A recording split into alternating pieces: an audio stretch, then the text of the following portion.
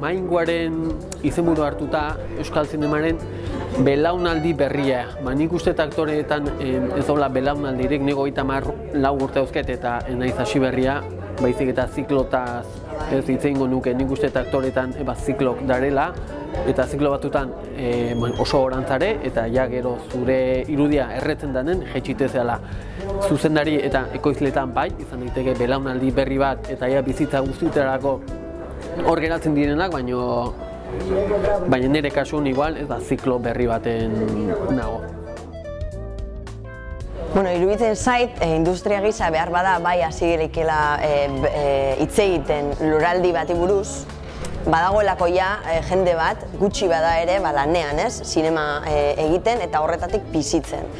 Eta liberean, badaukagu produkzio jarraitu bat. 2005-tik aurrera egin dira gutxienez euskarazko fikziozko film 2 urtean, eta ordutik badaukagu produkzio jarraitu bat. Eta ja, hasi da jendea ere bai ezagutzen, industria hori izenez, badaudelako ja izen batzuk ezagunak dianak euskarazko pelikulak egiteagatik, ez?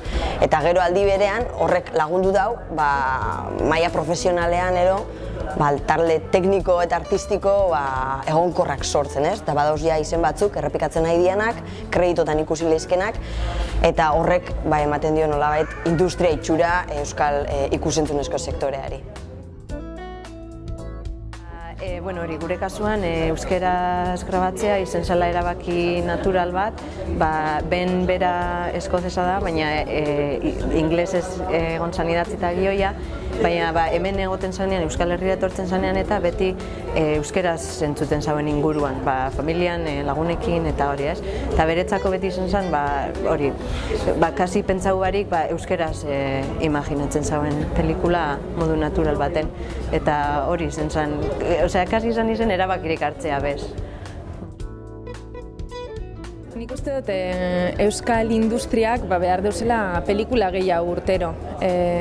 Sorionez eta zoritzarrez, onino oso pelikula gitzi egiten direz urtean zehar, kalitate honekoak, nik uste dut egon behar direla kalitate desberdinetakoak eta gehiago, holan teknikoak, Euskal Herriko zinemako langile gehienak aukingo deurien lan gehiago urtean zehar, eta nik uste dut horrek sendotuko deguela industria eta sortu halko dugula industria, ze oraingoz uste dut industria deitzeko gitziegi egiten dugula, baina apurke gerota gehiago egiten badugu eta beti ikasten bagara eta kalitatea mantentzen badugu, nik uste dut hemendik urte batzutara benetan inalko dugula berba euskal industria bateri buruz.